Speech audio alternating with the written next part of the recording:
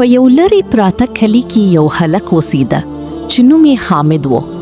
هغه ځوان، قوي، خو لږ سخت مزاجه و. د هغه مور مړه شوې وه او پلار یې دوهم واده کړی و. د حامد سوتیلي خور نوم زرینه و. زرینه یوه نرمه، مهربانه او خاموشه نجلۍ وه. هغې هیڅکله د چا سره بد نه کول، خو ژوند ورسره ښه نه و. کله چې زرینه دې کور ته راغله، هغې هڅه وکړه چې له ټولو سره ښه چلند وکړي، خو حامد به تل پرې بد ګمان کاوه. هغه به ویل ته زموږ کور ته خوشحالي نه بلکې ستونزې راوړي. زرینه به چوپه پاتې شوه ځکه هغې یوازې مینه غوښتله.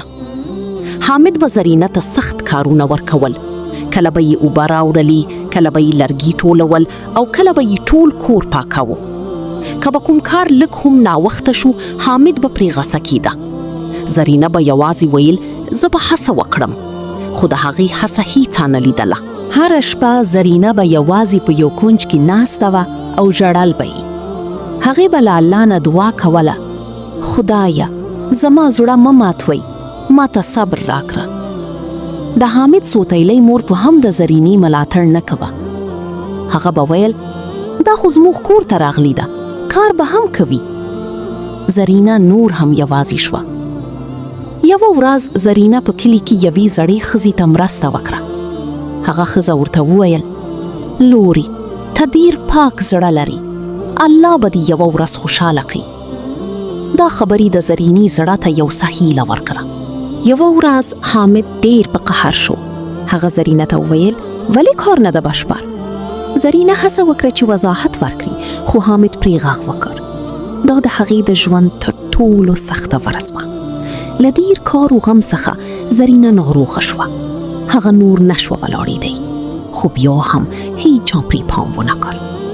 یوه ورځ حامد ولیدل چې زرینه ډېرې سخته حال کې ده. هغه د لومړی ځل لپاره شکمن شو. هغه له کلي خلکو واورېدل زرینه ډېر ښه زړه لري، هغه ته نورو سره مرسته کوي. حامد په ځان فکر وکړ ما څه کړي دي. هغه پوه شو چې هغه ظلم کړی ده. حامد زرینې ته راغی. هغه په آرام غږ وویل ما وبخه، زه غلط وم. زرینه حیرانه شوه، خو هغې د هغه په سترګو کې رښتیا ولیدل. ورو ورو حامد بدل شو. هغه د خپلې خور سره ښه چلند شروع کړ. زرینه بیا وخندل. ډیر وخت وروسته کور ته خوشحالي بیرته راغله. د خلکو په زړونو کې د زرینې لپاره درناوی زیات شو. ظلم که د خپلوانو له لوري هم وي، بیا هم ظلم دی. مهرباني او صبر یو وخت زړونه بدلوي.